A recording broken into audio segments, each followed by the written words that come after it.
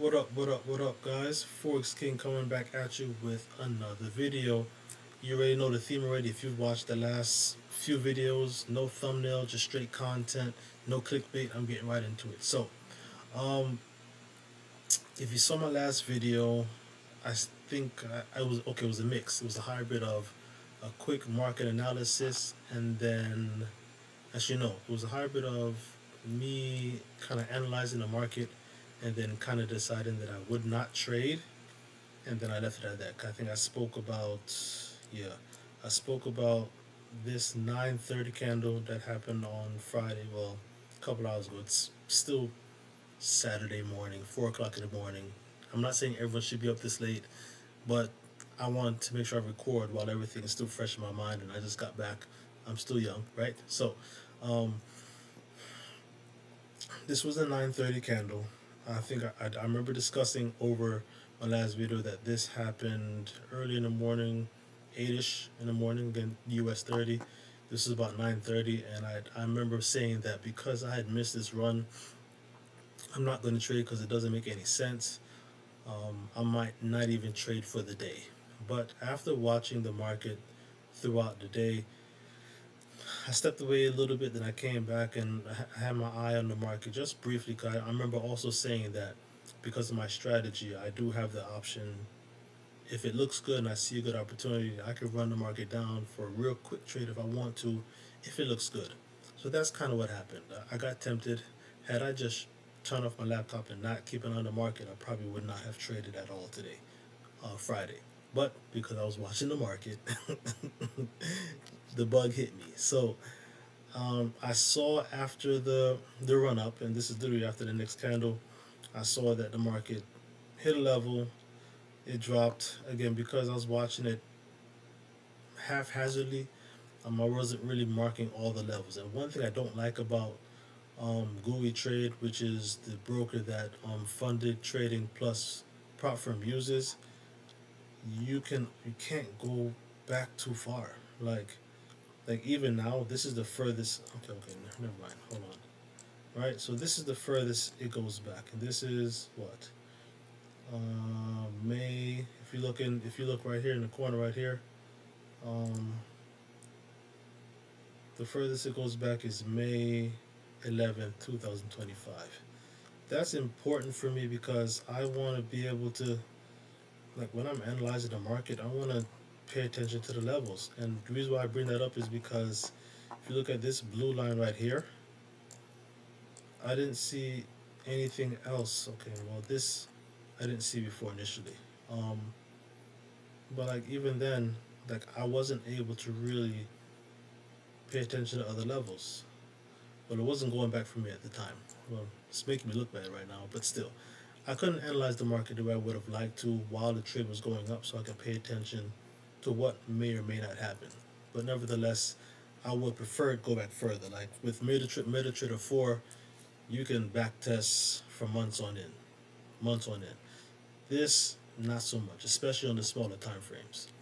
But anyway, I digress. So after paying attention and seeing um, the market drop, again I got into it. So it got to this level right here. Let me get straight to the point now.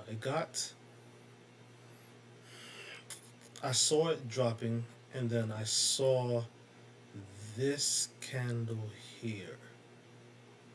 I said, okay, this candle, if it goes past this level, I might just get in. Now, in the middle of it, at that time, while the market was going up, I don't think I had it marked in the previous video, but the previous video, this green line wasn't here. So when I got into this trade, I literally got into the trade after I saw that the candle passed the lower wick, this lower wick right here, just so you can see what I'm talking about. So this wick right here on this bearish candle, no, this one right here, sorry, this one right here, that makes that look better. So this wick right here, once I saw this candle pass that wick, I said, okay, this is looking promising. So because I was watching the market, I got in, right? So I got in, I was in the money, good decision. I'm glad I marked this level because you can see it's pretty clear. During the run up, kind of went down, hit this level, and recoiled all the way up here. So when it closed at the green, I said, okay, no problem. When it opened, it wicked below it a little bit, and then went up, and I said, okay, this is not good. Then I started to regret going into the trade. I said, all right, let me hold out and see what happens. Now, this was very crucial for me because at that time, as it started to go up, and then this candle, as you can see, the green, this is when I actually got out the trade. It gotten so bad, it brought it down to like 4,700 and I think like 62, which is really, really close to getting reached out for the account. Like you can see, 47.49, and it gotten as bad to 47 62 or 61. I think it was like 61, but 47 62. I was like, all right, let me just get out. That would have been a very, very, very tough loss for me, just because again, that $10 or $15 is a very tight, if very difficult spread to have when you're trading on the US 30. Of course, I can lower the volume, but again, it does increase the pressure. But at the same time, I was still convinced that it was going to go down a little bit more. I just wasn't convinced on this move, and because I saw this level here. So I'll admit, the revenge trade did kind of hit me, and I saw this trade go down, and I went in after I saw that it became an engulfing candle. So once I saw it come back down and engulf this candle, I went back in. And I'm glad that I did, because it went in, hit this green, and it absolutely plummeted. And I was like, thank goodness it did, right? Turned my day completely around. And then this next candle dropped all the way down to the double level. Now, when it dropped down to this double level, it turned my negative day to, this trade at one point was almost like $89.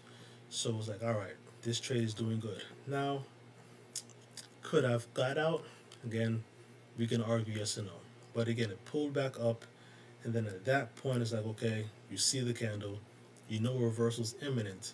Now, I stayed in because, again, even though you see these signs, you don't always know when it's going to happen. It could happen the next candle like here, or it could be just a preempt or a preparation that a reversal is imminent. But we know the reversal is imminent just because of the candle. You don't necessarily know when. And because I know there are times when the US 30 will send a sign like this, and it might send a couple bear candles down just to kind of to show that the bears are exhausted before they eventually send it back up.